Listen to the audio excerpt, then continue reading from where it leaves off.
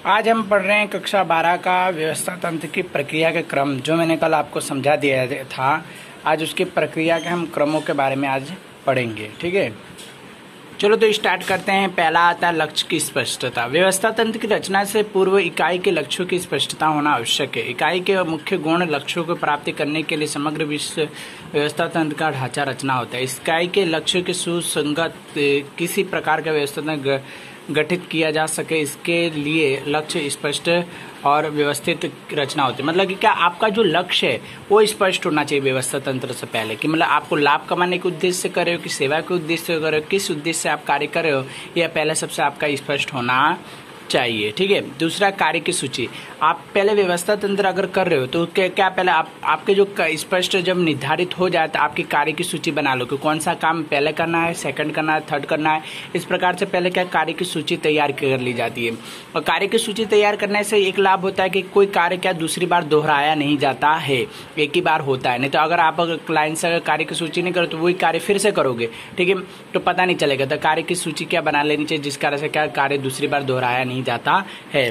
कार्यों का विभागीकरण। अब कार्यों का विभाग जो मालिक या संचालन के द्वारा जो कार्य सौंपे जाते हैं, ठीक है, उनको क्या अलग अलग भागों में बांट दिया जाता है। जैसे कि क्रय विक्रय विभाग, वित्त विभाग, अलग अलग विभागों में बांट दिया जाता है। जिस कारण से क्या होता है कि कार्य सरलता से होता है, समय पर होता है, कोई भूल नहीं होती और योग्य रूप से कार्य हो जाता है। इसलिए कार्यों का विभागीकरण मतलब बांट दिया जाता है। अलग अलग कर्मचारियों के बीच का कार्यों को बांटा जाता है।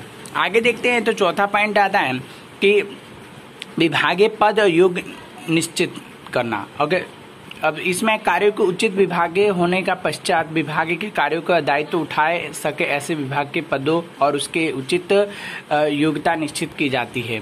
मतलब क्या होता है कि जो योग्य व्यक्ति को चुना जाता है, योग्य व्यक्ति मतलब कि इसको ये विभाग इस कार्य को पूरा सही ढंग से कर सकता है, उसी विभाग को क्या ये कार्य सौंपा जाता है। उसके योग्य होते उसी विभाग को क्या ये कार्य दिए जाते हैं। ठीक है, आगे चलता है अधिकार और दायित्व को सौंपना। अधिकार और दायित्व, जो मालिक होता है, संचालन होता है, क्या करते हैं, उनके पास सारे अधिकार और दायित्व होते हैं। जब विभागीय का बंटवारा किया जाता है तब क्या होता है कि वो क्या अधिकार और दायित्व को क्या सौंप दिया जाता है। अधिकार दायित्व सौंपने के कारण क्या कार्य सरलतापूर्ण होता है और जो अधिकारी होते हैं उसकी पूर्ण रूप से क्या जिम्मेदारी होती है, जिस कारण से वो क्या कार्य को पूरा सही समय पर कर देते हैं। इससे जिसमें कौन से पदाधिकारी ने किसने दायित्व स्पष्ट किया, ये सब बताया जाता है। किसका अधिकार था, किसका दायित्व था, किसने कार्य किया, सब इसके बारे में बताया जाता है। आगे देखते हैं तो छठे पॉइंट में आप देखेंगे तो अंतर संबंधित स्थापना करना। मतलब विविध पदाधिकारी व्यक्तियों को उनके अधिकार दायित्व सौंपने के पश्चात उनके मध्य अंतर संबंधों की स्पष्टता के रूप में होना आवश्यक है। विभाग में व्यवस्था तंत्र अधिकार दायित्व विकेंद्रीकरण किया जाता है, जिसके परंतु विकेंद्रीय प्रवृत्तियों के कार्य के संकलन अंतर स्पष्टता के केंद्र में बनाया जाता है। मतलब क्या आंतरिक, मतलब अंदर ही अंदर उनके साथ संबंध होना, बातचीत होना। ठीक है, माना कि एक कारीगर को काम सौंपा तो दूसरे कारीगर उससे बातचीत कर सकते इस तरह से, क्योंकि जब तक माना कि बाइक बनाना है तो बाइक के अंदर जब तक उसके टायर बाकी व्हील्स नहीं बनकर आएंगे तो पूरी कंपनी क्या उसका ढांचा नहीं बने। तो छोटे छोटे जगहों से चीजों को इकट्ठा करके फिर पूरा बनाया। इससे क्या हर कर्मचारियों के बीच संबंध रख कर और वो कार्य क्या किया जाता है, जिसके उनके क्या आंतरिक संबंध के रूप में भी गिना जाता है। ठीक है, सातवां पॉइंट व्यवस्था तंत्र का नक्शा तय करना। व्यवस्था तंत्र में शामिल प्रत्येक अधिकारी कर्मचारियों के स्थान के विषय स्पष्ट प्राप्त कर सके, इसके लिए आकृति स्वरूप व्यवस्था तंत्र का चार्ट या नक्शा तैयार चाहिए। इसके काम करने वाले प्रत्येक कर्मचारी देख सके, इस पर व्यवस्था का नक्शा होना चाहिए।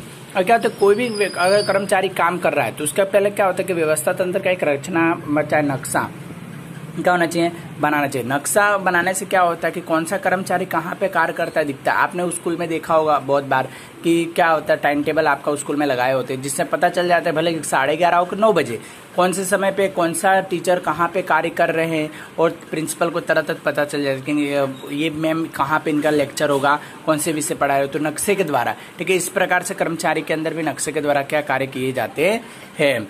आगे चलते हैं तो व्यवस्था तंत्र का ढांचा। व्यवस्था तंत्र प्रभावशाली संचालन के आदर्श व्यवस्था तंत्र पर जोर दिया जाता है।